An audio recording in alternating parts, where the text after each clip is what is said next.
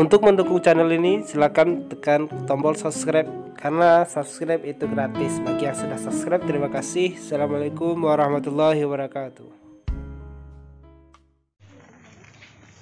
Berarti ada problem, ada masalah. Karena seorang pemimpin dia adalah menyelesaikan masalah. Dia menjadi solusi dari masalah yang ada. Apa permasalahan yang ada di asrama? Mungkin masalah kebersihan, masalah keamanan, masalah ketertiban, masalah kedisiplinan, masalah kerapian. Itu contoh masalah. Lalu kemudian dia punya visi, dia bercita-cita.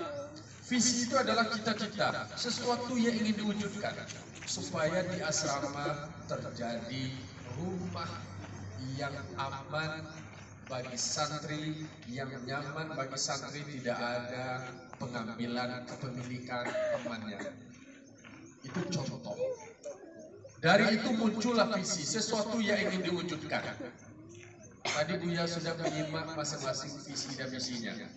3 calon ketua asrama putra, 4 calon ketua asrama putri, 5 calon ketua OSIS, 5 ya. Ini adalah sebuah kemajuan demokrasi yang terjadi di pondok. Ada yang masih kelas 2, tetapi dia punya cita-cita besar, dia punya visi besar, dia ingin mewujudkan gagasannya. Bagaimana di pesantren itu terwujud sebuah suasana yang aman, yang ramah, kondusif, dan asri. Luar biasa visi dan misinya, tapi tadi masih tinggal lagi mendudukkan mana yang visi dan mana yang misi. Visi adalah sesuatu yang ingin diwujudkan. Misi adalah cara mewujudkannya. Biasanya visi itu dirangkai dengan kata-kata yang ringkas. Contohnya bustanul yakin yang aman dan indah. Itu visi. Turunannya untuk mewujudkan rak bersih indah ada misi. Misinya mungkin 1 sampai 10. Yang ketiga ada namanya tadi moto. Moto itu adalah semangat, spirit kita untuk melaksanakannya. Tadi ada motonya kerja keras, kerja nyata. Ada motonya tadi membina sepenuh hati. Berarti itu kebawaannya, cara bekerjanya. Jadi pada anak-anak, santri dan santriwati, proses ini adalah proses pembentukan karakter dan kepribadian. Bagaimana menjadi seorang pemimpin yang bertanggung jawab, bagaimana menjadi pemimpin yang amanah. Makanya visi dan misi yang sudah dicatat itu, itulah yang harus dilaksanakan nanti. Jangan hanya sekedar kata-kata, tetapi ada kerja nyata. Mewujudkan visi itu dengan misi, dari misi itu turun dalam bentuk program kerja. Apa program kerja? Itu anak-anak semua. Kemudian berikutnya, tentu harus ada sosialisasi kepada calon konstituennya, calon pemilih, yaitunya peserta. Kalau ketua asrama putri berarti itu adalah santriwati. Dalami gagasan dari calon, apa yang ingin dia wujudkan. Selama ini sesuai tidak kira-kira apa yang dia sampaikan visi misinya dengan yang dia lakukan. Dia mewujudkan ada kedisiplinan. Disiplin tidak dia orang. Dia ingin mengayomi santriwati di asrama. Selama ini bagaimana? Ada nggak dia blok-bloknya? Ada nggak tindakan-tindakan bullying itu dan segala macam? Begitu juga asrama yang putra. Bagaimana ketauladanan? Bagaimana panutannya? Bagaimana pengaruh daya ikut orang terhadap perintahnya? Lalu kemudian OSIS sebagai organisasi elit di pondok pesantren Berarti memang semuanya, mau putra, mau putri, santri dan santriwati, ini harus dilihat sejauh mana kemampuan calon ketua itu mengelola, memanage semua santri di pondok pesantren ini. Apa saja ide-idenya? Kalau tahun baru Islam, apa saja kegiatannya, apa program yang mau dibuat? Bagaimana program di bidang kependidikan? Bagaimana pendidikan ekstranya? Apa yang mau ditawarkan pendidikan ekstra?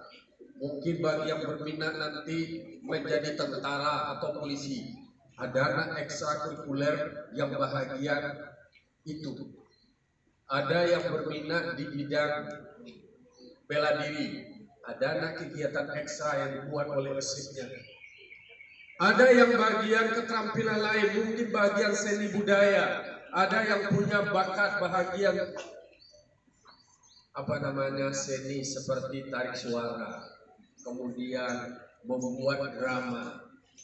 Karena seorang pemimpin dia punya ide, dia punya gagasan, kemudian ide dan gagasan itu diwujudkan dalam bentuk program sesuai dengan potensi yang ada di santri. Jadi santri itu terkembangkan bakat minatnya karena ada organisasi OSIS sebagai wadah untuk mewujudkan itu. Apalagi di bidang dakwah, apa kegiatan-kegiatan inovasi yang dibuat?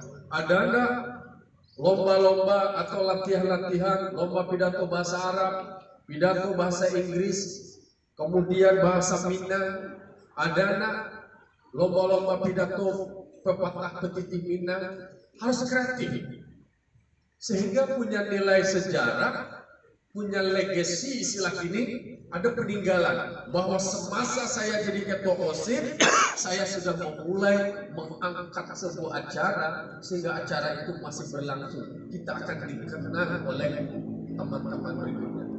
Itu bagian dakwah contohnya. Bagian pendidikan, ada lomba musabaqah qiraatul kutub, kemampuan review ilmu nahwu saraf atau disebut dengan murojaah. Ada klub-klub atau kelompok-kelompok kecil, dibagi potensinya, ada bagian konsen dengan hafid, kemudian bagian kaligrafi dan lain-lain. Itu gagasan dari OSIS, kemudian koordinasi dengan pembina OSIS. Itu yang harus dibuat. Lalu kemudian OSIS mampu berkomunikasi, berkoordinasi dengan masing-masing asrama dan masing-masing ketua kelas. Hubungannya dengan struktur yang ada di bawahnya. Ada kegiatan sekali sebulan muhadharah, gabungan, apakah per minggu, setiap minggu dan lain sebagainya. Itu namanya calon ketua OSIS yang visioner. Yang visioner itu adalah punya visi ke depan, kemudian inovatif, melakukan terobosan-terobosan baru, mengadopsi model-model baru yang menarik, kemudian dikemas dengan potensi yang ada di tempat kita. Kemudian kreatif sesuatu yang dianggap biasa, tetapi dikemas menjadi luar biasa. Jadi itu adalah hasil dari cara berpikir, kemudian dari hasil bacaan, dari hasil cerita dan hasil pengamatan. Maka harus banyak juga membaca. Kita lihat di pondok lain apa yang dibuatnya, apa yang unggul di sana. Kita adopsi, kita contoh, kita tiru. Makanya kaidah mengatakan al-muhafazatu 'alal qadim salih wal akhdhu bil jadidil aslah. Yang lama yang baik dipertahankan, kemudian yang baru di tempat lain ada, di tempat kita belum, kita adopsi, kita ambil, kita kemas sesuai dengan potensi kita menjadi lebih baik. Itu. Jadi makanya silahkan berproses. Ini adalah proses menjadi seorang pemimpin yang bertanggung jawab, yang amanah, kemudian menjadi panutan bagi anggotanya, sehingga ke depan akan lahir calon-calon pemimpin yang terbaik dari Pondok Pesantren Bustanul Yakin untuk NKRI. Kita tidak tahu hari ini proses penyampaian visi dan misi calon ketua OSIS. Mungkin mana tahu 20 tahun ke depan ini akan terulang kembali. Salah seorang atau beberapa orang nanti akan menyampaikan visi dan misi sebagai calon presiden. Kita tidak tahu di 10 tahun ke depan ada yang akan tampil menyampaikan visi dan misi sebagai calon gubernur. Begitu juga menjadi calon bupati dan wakil bupati. Kita tulis sejarah sekarang, lalu kemudian kita saksikan bagaimana waktu yang mengawal proses ini mengantarkan kita berada pada kehidupan yang nyata. Ini adalah candra di muka untuk mewujudkan bagaimana masa depan bangsa dan negara kita. Terakhir itu akan bisa terwujud jika terbangun kultur atau budaya belajar yang positif. Pemimpin itu dimulai dari attitude, sikap, kepribadian, budaya yang terbangun. Buya tergugah dengan ada menyampaikan visi dan misi, mengajarkan santri menjadi bisa tersenyum. Tadi kalau tidak salah, salah satu misi dari calon ketua asrama putri. Mulailah membuat gagasan itu dari masalah. Apa masalah yang ada di tempat kerja kita, di wilayah kita, asrama kita, atau wilayah cakupan kita. Apa masalahnya? Ada masalahnya tadi yang tidak pandai tersenyum, diwujudkan program latihan senyum. Di asrama dibuat kaca, menjelang masuk kelas tersenyum. Karena susah sekali tersenyum, membubui itu, cemberut ya. Senyum itu adalah sedekah. Tabassumuka fi wajhi akhika laka sedekah. Itu untuk perempuan. Kalau yang laki-laki, bagaimana bisa berjalan tegak, percaya diri, jangan pernah merendahkan diri kita. Yang kita rendahkan adalah hati kita. Oh, mentang-mentang pakir anak pesantren itu makuak Jawa. Tidak boleh. Kita harus percaya diri. Kita harus optimis bahwa kita adalah akan menjadi generasi emas nantinya. Itu dimulai dari pembentukan kepribadian. Maka moto Pondok Pesantren Bustanul Yakin ini adalah mendidik sepenuh waktu dengan ketauladanan. Tidak ada waktu tanpa ada belajar. Jadi setiap hari, setiap saat ada kitab, ada waktu, ada kitab, ada waktu, ada kitab. Belajar, dan terus belajar, tetapi tetap mencerminkan ketauladanan. Barangkali itu beberapa hal yang ingin Buya sampaikan. Silahkan ikuti prosesnya.